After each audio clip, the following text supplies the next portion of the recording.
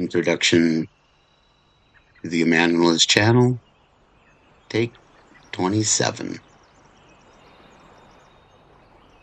Aloha Ohana.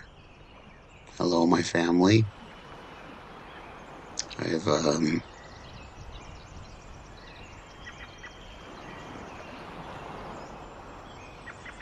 birds are kind of excited that I'm in their neighborhood. Hopefully they'll calm down here in a second. I started the Immanuelist channel so that I could talk to my family. I'm an old man now. I've got 4 daughters who've grown and become adults themselves, and grandchildren on the way. And someday, long after I'm gone, there'll still be more family coming from this family. I won't be here to say hi to them or howdy or tell them my strange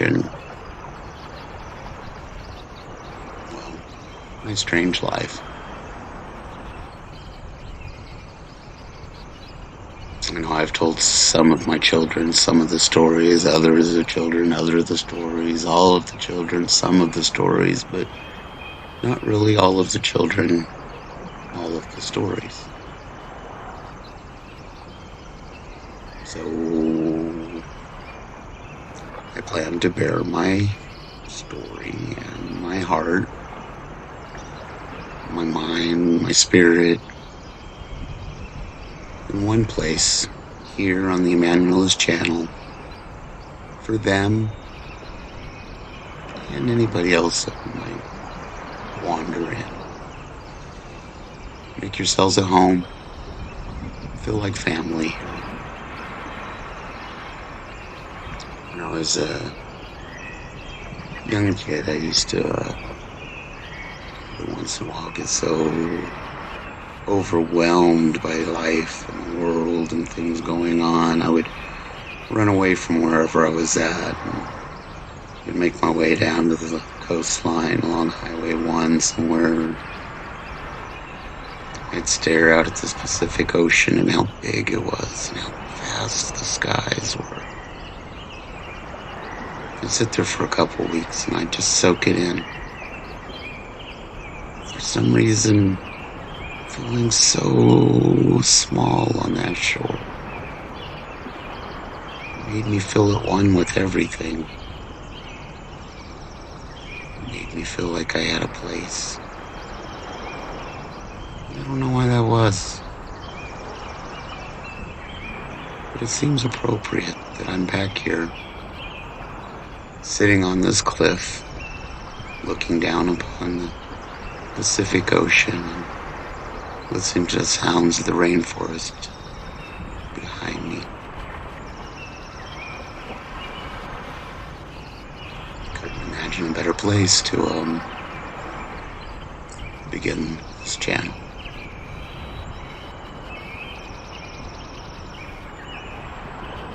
I'm going to start off by saying that I love my family, all my heart, with all my soul, mind. An amazing part of every day to wake up and know that I was blessed enough to in some way be a part of their lives.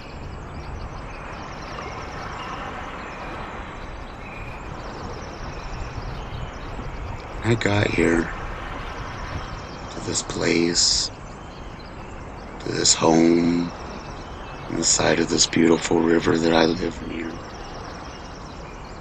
by the rainforests. I'm with a wife I've been married to for almost 30 years now. And children growing up into the world to become their own unique, special people. I got here by a very specific journey.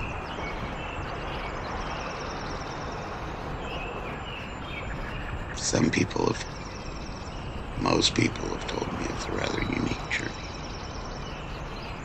I wouldn't know it's my journey, so it's the only one I really know. But I do recognize that there is uniqueness to my story. Let's see. One of the hardest things I've struggled with is how would I start my story? I mean, it's not really in the beginning that our stories begin. I mean, how do you account for every day that came before it? My life was a mix of things that my dad had been through, my grandfather, my great-grandfather. I can literally track all of the parts of their lives that interacted with my own and how they made it a part of the story. So, picking the beginning. How do you pick the beginning? Tell you what, I was born to a Marine Corps DI and a woman who was already a mother of 2 children. I was kind of one of those moments. My dad had just got back from Vietnam. He hadn't even completed his processing to get out yet. He had gone to a party, met a beautiful woman. They had free love. I'm proof that it was with a cost. Very complex beginnings. There was no marriage. I was, I guess, a bastard child.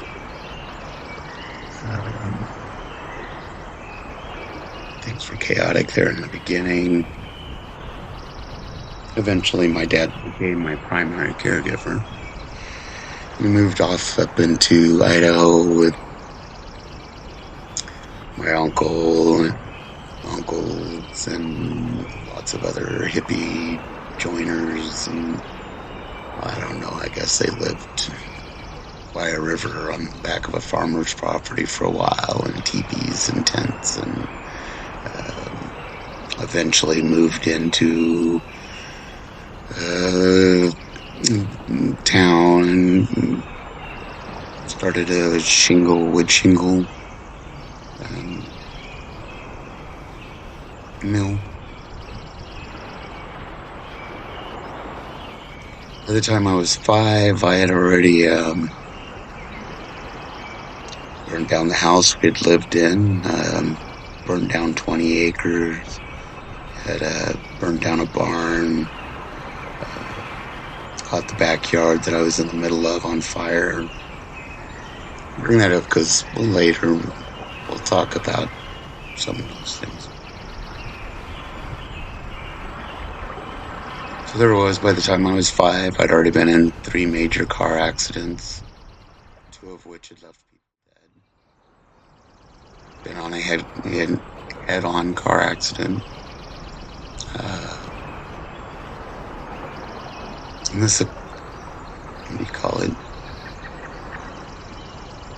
Came to the big moment, I guess you would say, and I was riding a bicycle one day, and a little Schnauzer dog took out chasing after me down this gravel road, and I was 6, and oh my gosh, it was vicious looking to me at that time. I mean, now I think about it as silly, but it scared the living poo out of me, and so I took off bicycling as fast as I possibly could. I remember coming to this turn in the road that had a cliff off behind it, and the road turned and then went down the valley and then back up the hill on the other side. And as I took that curve, I turned back around to see if the dog was still following me. And when I turned back around to the road again, I saw that I was at the curve. I'm not sure what happened after that. I blacked out. When I came through again, I was standing in the middle of the road, but this time down at the bottom of the valley. I remember having both my hands on my throat and looking around like, where am I? and I caught sight of a guy off in the distance up the next hill, the other side. And he got sight of me and immediately ran towards me. He luckily turned out to be a friend of my uncle's, so he knew where to take me to my house. And later I heard his version of the story, in which he said that when he first saw me, my back was to him and he thought I was laughing. He said, until I turned around, the whole front of me was covered in blood. In the time that I was blacked out, I had rode my bicycle off the cliff, landed on a barbed wire fence down below, bounced on it, I guess, a few times, thrashing my throat open in 4 different places, my ear dangling from my head. I was still blacked out, but somehow I managed to make my way up from that cliff, back into the middle of the road, where I came through, where this guy found me. He carried me to my family's house. My dad managed to put enough pressure on my throat without choking me. As they drove to the next town, we lived in a small town in Washington. We didn't have a hospital there. So they drove to the next town, to the hospital. Somehow my 6-year-old tiny little featherweight body survived. Jugular vein punctured, vocal cord totally thrashed, hundreds of stitches. I woke up in the hospital, and I remember Dad and the doctor and some other people were in the room, and they were talking about, I think for one, how much blood that they had to use, but also what a miracle it was that I had survived.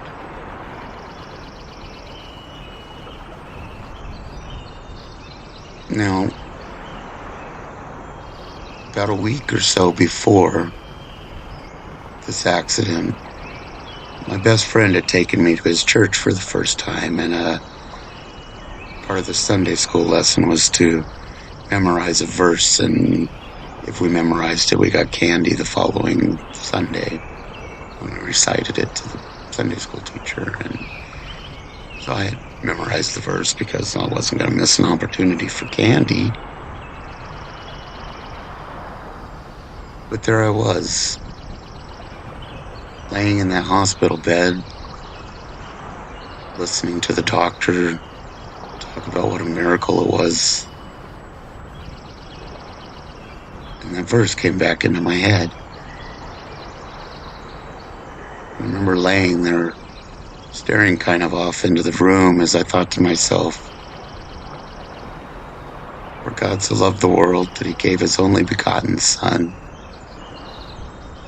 that whosoever should believeth in him would not perish, they have everlasting life.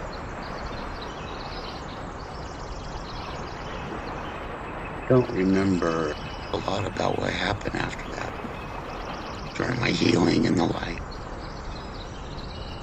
But I do remember sitting there that day and thinking to myself, could God have had a hand in saving me?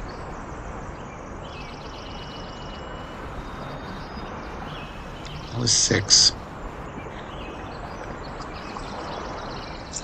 And as fate would have it, I wouldn't have time to really explore the answer at this point. At 7, my dad became homeless. I flew down to spend time with him in Texas. We were homeless for that summer, and then eventually I was bounced around from family to family, back to my dad for a little bit, and eventually ended up on my own in Sacramento, California, homeless, and completely by myself. During this time, I'd met a friend. He was a 12-year-old homeless kid. During this time, I held that kid while he died of an overdose. Together in the basement of an abandoned building. No family to turn to, no hope. I lost it for a moment there, and I went and I found myself a distant place along the railroad tracks where I felt nobody would see me or find me. I clutched those tracks, and I watched the light of a distant train start heading my way. And a part of me sighed such relief that this was going to end what seemed to be way too much for any one person to have to go through.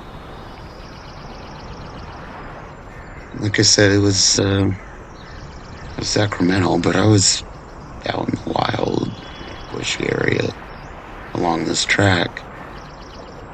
So it surprised me when a young girl about my age come crashing through those bushes, only to end up on the same spot of rail track that I was on. People saw me and she came running up to me. "Oh, get off the track, there's a train coming." But I knew the train was coming. I didn't know how to explain to her that was what I was waiting for. I remember she started pulling my hair and hitting me and screaming at me to get off of the tracks as I ignored her and tried to grab all the harder. But soon it was evident that if I didn't get off the track, she would end up being on the tracks with me. I couldn't do that. So I relinquished. We both made it off the tracks and spent that time that night talking. I remember even at that night, this feeling of God must have something more for me. I stayed in Sacramento for a little while longer, and eventually my friend helped me to find family, my grandparents in Texas, and I flew back. I finally got a hold of them, and they flew me back to Texas, and I was again bounced around from family. Ended up back with my dad for a little bit.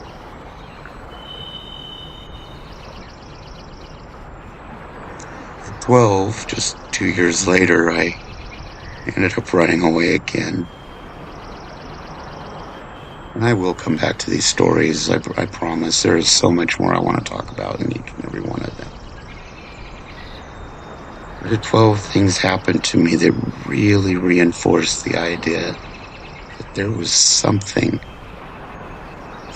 more to this world, something magical, and that I needed to seek it out.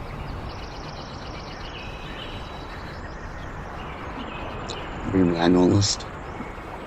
This channel is where I plan to tell about the journey that stemmed up from those moments. And a lifelong adventure that led me to today, led me to my family, and led me to a belief that God is within us all, every single one of us, whether you know Him or not. And I can't wait to open up that truth and talk about His love, His justice, His mercy, but most importantly, about how my life was affected through His reckless love. So join me as I tell you about dreams, stories, angels, and day-to-day mundane life of just a normal person living in the kingdom of God. subscribe, join along with me, and I'll see you in the next video as we talk more. Sending my love.